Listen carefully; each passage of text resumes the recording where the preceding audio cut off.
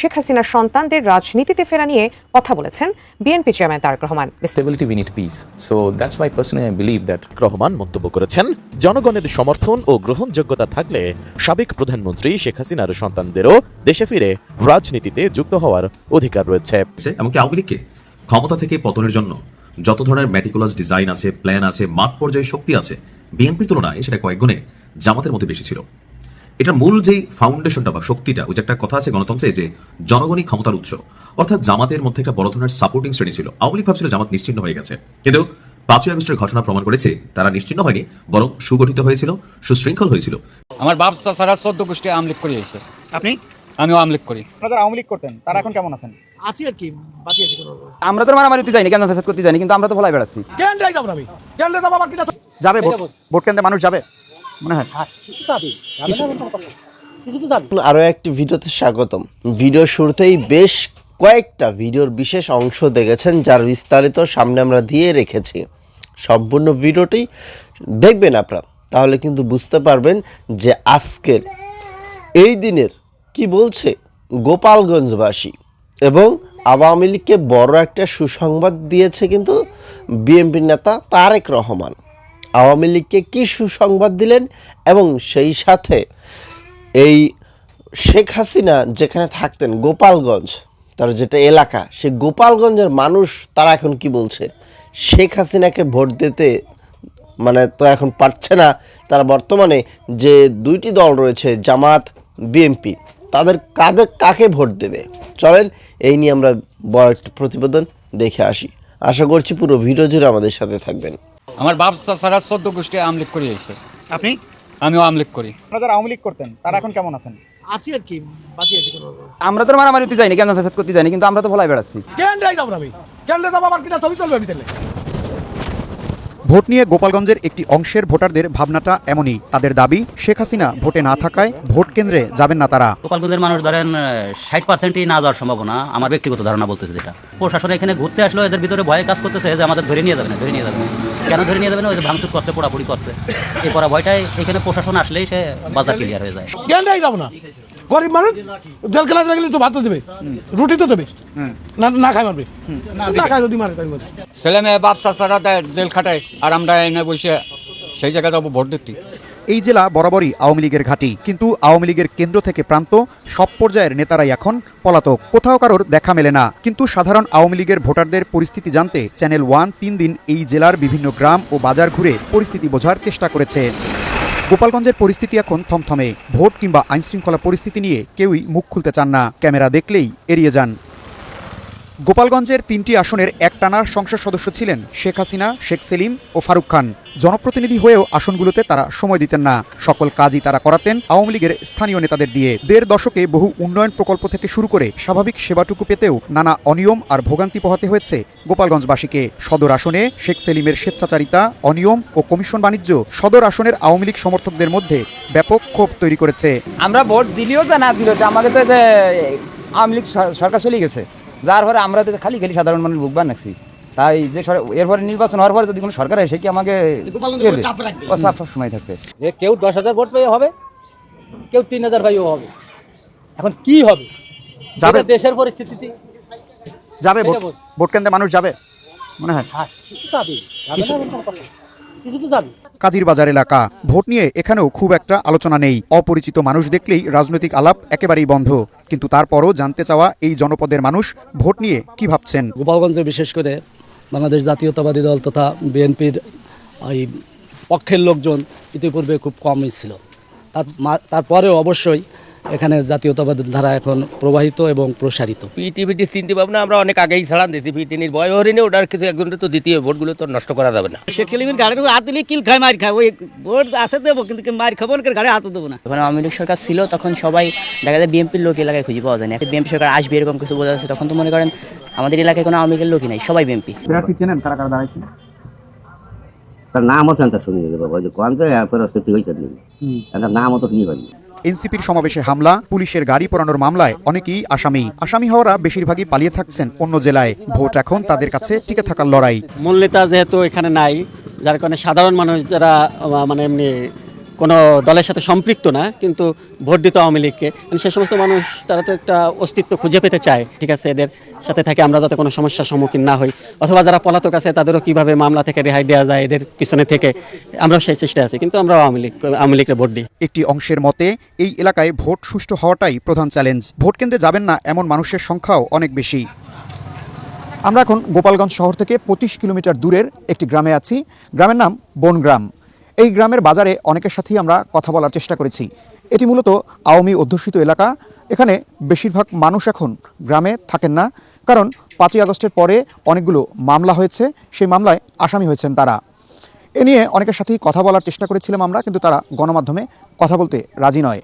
গোপালগঞ্জের আওয়ামী লীগের সমর্থক ও ভোটারদের বড় চিন্তা এখানে ভোটের পর পরিস্থিতি কতটা তাদের জন্য স্বাভাবিক থাকবে। এনসিপি সমাবেশে হামলা, পুলিশ ও ইউনোর গাড়ি পোড়ানো, বিএনপি নেতা হত্যা মামলায় অজ্ঞাতনামা আসামির সংখ্যা অনেক। এসব মামলায় হয়রানি ও টাকা পয়সা হাতিয়ে নেওয়ার মতো ঘটনাও ঘটেছে। এখন ভোট দিলে কে অসন্তুষ্ট হবে সেই আতঙ্ক আছে অনেকের মনে। বাড়ি গোপালগঞ্জ, তারপরে কারো হয়তো দেখা যাচ্ছে কারো যদি কারো শত্রুতা থাকে, এরকম আছে যে আপনার নামে ঢোকা দিলাম আর টাকা পয়সা আছে কিছু খরচ করে, এরকম আছে। এমন এমন মানুষ আছে তারা জীবনে যায়নি, তারা আসামি হচ্ছে, তারা জেলে খাচ্ছে।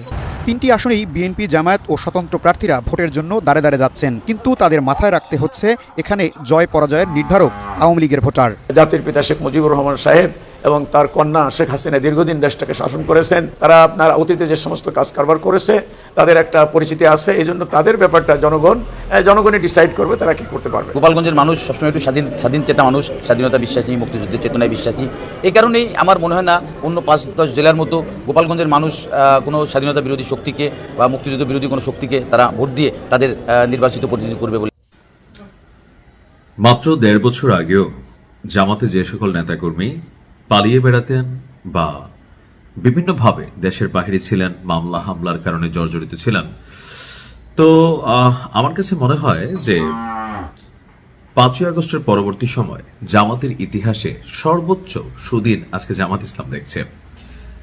কিন্তু বাংলাদেশ আওয়ামী লীগ ক্ষমতায় থাকাকালীন জামাতকে নিষিদ্ধ করেছিল, রাজনৈতিকভাবে জামাত অনেক কোণঠাসা হয়েছিল। তারা কৌশলের আশ্রয় নিয়েছে, এমনকি আওয়ামী লীগকে ক্ষমতা থেকে পতনের জন্য যত ধরনের ম্যাটিকুলাস ডিজাইন আছে, প্ল্যান আছে, মাঠ পর্যায়ে শক্তি আছে, বিএনপির তুলনায় সেটা কয়েক গুণে জামাতের মধ্যে বেশি ছিল। এটার মূল যেই ফাউন্ডেশনটা বা শক্তিটা, ওই যে একটা কথা আছে গণতন্ত্রে যে জনগণই ক্ষমতার উৎস, অর্থাৎ জামাতের মধ্যে একটা বড় ধরনের সাপোর্টিং শ্রেণী ছিল। আওয়ামী লীগ ভাবছিল জামাত নিশ্চিহ্ন হয়ে গেছে, কিন্তু 5ই আগস্টের ঘটনা প্রমাণ করেছে তারা নিশ্চিহ্ন হয়নি, বরং সুগঠিত হয়েছিল, সুশৃঙ্খল হয়েছিল, সাহসী হয়েছিল, কৌশল অবলম্বন করেছিল। এতগুলো কথা এই কারণে বললাম যে বাংলাদেশের রাজনৈতিক প্রেক্ষাপটে আওয়ামী লীগকে বাদ দিয়ে আপনি বাংলাদেশের রাজনীতি চিন্তা করবেন, এটা কি আসলে সম্ভব? তো এখন অনেকে বলবেন যে ভাই এই মুহূর্তে তো আওয়ামী লীগ নাই। এই মুহূর্তেও বাংলাদেশের 20-25% আওয়ামী লীগের ভোটার, জনগণ, সাপোর্টার, তারা এখন গুপ্ত অবস্থায় আছে, কেউ সুপ্ত অবস্থায় আছে, কেউ বিএনপির সাথে মিশে গেছে, কেউ জামাতের সাথে মিশে গেছে, কেউ জাতীয় পার্টি কিংবা এনসিপির সাথে মিশে গেছে। তার মানে এই না যে বাংলাদেশে আওয়ামী লীগ নাই। এমনকি ভোটের মাঠেও আপনি দেখেন আওয়ামী লীগের ভোটারদেরা যারা আছেন তাদেরকে নিয়ে এক ধরনের লুফালুফি কারাকারি চলছে। তো এর মাঝখানে তারেক রহমানের এক বক্তব্যকে কেন্দ্র করে সোশ্যাল মিডিয়াতে এক ধরনের নিন্দার ঝড় বইছে। কিন্তু প্রকৃতপক্ষে আপনি যদি চিন্তা করেন অ্যাজ এ পলিটিশিয়ান, সেই ক্ষেত্রে তারেক রহমানের এই বক্তব্য যে অ্যাজ এ লিডার, ঠিক আছে, যে একটা বাংলাদেশকে তিনি গণতান্ত্রিক রূপ দিতে যাচ্ছেন বা গণতন্ত্রের স্বাদ দিতে যাচ্ছেন, সেক্ষেত্রে রাজনৈতিক দল হিসাবে বা আগামী দিনে আওয়ামী লীগের নেতৃত্বে শেখ হাসিনার বিপরীতে যারা রাজনীতিতে নামতে পারে, এদের মধ্যে হচ্ছে সজীব ওয়াজেদ জয় এবং পুতুল। তো এই দুজনকে আসলে রাজনীতি করতে পারবে, তাদেরকে কি ভবিষ্যৎ সরকার যারা ক্ষমতায় আসবেন রাজনীতির সুযোগ দিবেন নাকি না?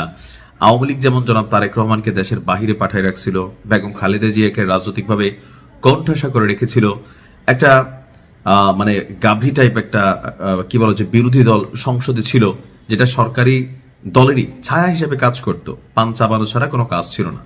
তো বিএনপিও কি আসলে এরকম ভাবে আওয়ামী লীগকে ব্যান করার পক্ষে অথবা রাজনীতি থেকে মাঠের বাহিরে বের করে দেওয়ার পক্ষে না। জনাব তারেক রহমানের এক বক্তব্যে তিনি খুব কৌশলে একটা কথা বলেছেন যে জনগণের সমর্থন এবং গ্রহণযোগ্যতা থাকলে সাবেক প্রধানমন্ত্রী শেখ হাসিনার সন্তানদেরও দেশে ফিরে রাজনীতিতে যুক্ত হওয়ার অধিকার রয়েছে। আর এই মন্তব্যে এই মুহূর্তে সোশ্যাল মিডিয়া তোলপাড় যে বিএনপি তাহলে আওয়ামী লীগকে পুনর্বাসনের জন্য সর্বোচ্চ চেষ্টা করছে। কেউ কেউ বলার চেষ্টা করছেন ভারতের কাছে একটা এরকম চুক্তিও নাকি ওনার হয়ে গেছে। এখন এই কথাগুলা রাজনৈতিকভাবে জামাত ইসলাম যারা আছেন তারা বলছেন। এখন এই বক্তব্য তিনি কোথায় দিয়েছেন? তিনি বলছেন যে কে রাজনীতি করবে সেই সিদ্ধান্ত শেষ পর্যন্ত জনগণই নেবে, এটাই হচ্ছে রিয়েলিটি। এটা জামাত অনেক ক্ষেত্রে এই মুহূর্তে মানতে না পারলেও আজকের দিনে জামাত যে সুদিন দেখছে, কারণ জনগণের একটা অংশ জামাতকে সাপোর্ট করছে, ফান্ডিং করছে, সমর্থন দিয়েছে। এখন আওয়ামী লীগের এদেশে 20 to 25% যারা কট্টর সমর্থক, কট্টর, আর যারা উইরা এসে জুইরা বসছিল, হাইব্রিড ছিল, লুটপাট করছে, সন্ত্রাসী কর্মকাণ্ড করছে, চাঁদাবাজি করছে, দল হিসাবে আওয়ামী লীগের অস্তিত্ব নষ্ট করে দিয়েছে, এরা কিন্তু ভাই কি বলা হয় যে ধরেন সুদিনের পাখি, এরা উইরা পড়ে গেছে। আবার কখনো সুদিন আসলে এরাই আসবে, রাজত্ব করবে, এটাই হয়তো বা বাস্তবতা। আজকে যারা তৃণমূলের কর্মী তাদের হয়তো খুঁজে পাওয়া যাবে না, পদ পদবিতেও দেখা যাবে না। তো জনগণের মধ্যে একটা বড় অংশ কিন্তু এখন আওয়ামী লীগের সাপোর্টার আছে, আওয়ামী লীগ একটা বড় দল। বাট যেহেতু এই মুহূর্তে 5ই আগস্টের আগে বাংলাদেশে দেখতেন যে আপনি বাত্তি দিয়ে খুঁজা মানে জামাতের নেতাকর্মী খুঁজে পাওয়া যেত না, বিএনপির অনেক নেতাকর্মী খুঁজে পাওয়া যেত না। এটা কেন ছিল? ভয়ের কারণে। যে কেউ যদি জনাব মরহুম প্রেসিডেন্ট জিয়াউর রহমানের জন্মদিনে একটা শুভেচ্ছা লিখত, কোনো সরকারি কর্মচারী কর্মকর্তা বা একটা জন্মদিনের বার্তা লিখতো, তারে ওএসডি করে ফেলা হইতো, তার প্রমোশন আটকে যেত, এরকম অনেক কিছু কিন্তু হয়েছে, তাই না? তো ওই সময় অনেকেই ভয়ে ভয়ে কিন্তু সব আওয়ামী লীগ ছিল, যেদিকে তাকাইতো ওদিকে আওয়ামী লীগ। কিন্তু 5ই আগস্ট যখন ঘটলো, এর আগে পরে কোথায় ছিল? কারণ এরা যারা আওয়ামী লীগ হিসেবে দেখছেন ওই মুহূর্তে বাটে বইয়ের অনেকে আওয়ামী লীগ ছিল। যখন পরিস্থিতি বদলাই গেছে, যার যার দলে সে ব্যাক করছে। তো এখন আপনি হয়তো কার্যত দেখবেন যে মাঠ পর্যায়ে আওয়ামী লীগ নাই, কিন্তু আসলে কি আওয়ামী লীগ নাই? অবশ্যই আছে। এখন আবার ওই তাদের জন্য ওই জামাত বা বিএনপির মতন দিন আসছে যে ডরে ভয়ে মুখ খোলে না। কারণ এক ধরনের যারা কমিটিগুলোতে ছিল, বিশেষ করে যাদের বিরুদ্ধে মামলা আছে, তাদের তো অবস্থা ভাই কাহিল। যাদের বিরুদ্ধে মামলা নাই তারাও যে মামলার ভয়ে অথবা মামলা বাণিজ্যের ভয়ে তারাও মুখ খুলছে না। বাট সমর্থন আওয়ামী লীগের আছে। যারা জামাতের ডাইহার্ট ফ্যান, জামাত নিয়ে আপনি সারা দিন যাই বলেন, তারা কখনো জামাতকে ছেড়ে যাবে না, গেছে রক্ত দিবে, জীবন দিবে। মন্ডলী, শেখ হাসিনা বাংলাদেশে নাই, তবে তার ভোটাররা আছে, তার নেতাকর্মীরা আছে। এখন এই যে গোপালগঞ্জবাসী তারা যে বক্তব্যগুলো দিল যে নো ভোট, মানে no Awami League, no vote, Awami League নেই তো ভোট দিতে যাব না, যদি আওয়ামী লীগ থাকতো তাহলে ভোট দিতে যেতাম। তো গোপালগঞ্জের কিন্তু পুরোটাই প্রায় এরকম। হ্যাঁ, হয়তো বা কিছু কিছু মানুষ আছে তারা চায় যে অন্তত পক্ষে ভোটটা দিয়ে আসবো। অনেকে ভোট দিতে পারে নাই। সবাই তো ভাই গোপালগঞ্জ দেখে যে সবাই আওয়ামী লীগ এমনও তো না। তো ভালো মন্দ এবং খারাপ এবং সব জায়গায় সব কিছু আছে, থাকবেই। তবে এইদিকে আরও একটু কথা কিন্তু বিস্ফোরক মন্তব্য বলেই মনে করছে বিশ্লেষকরা যে জনাব তারেক রহমান তিনি আওয়ামী লীগকে ফেরাতে চাচ্ছেন। দর্শক, এটা কতটুকু ভালো হবে এবং মন্দ হবে এটা আপনাদের উপর নির্ভর করছে। লিখবেন আপনাদের মতামত।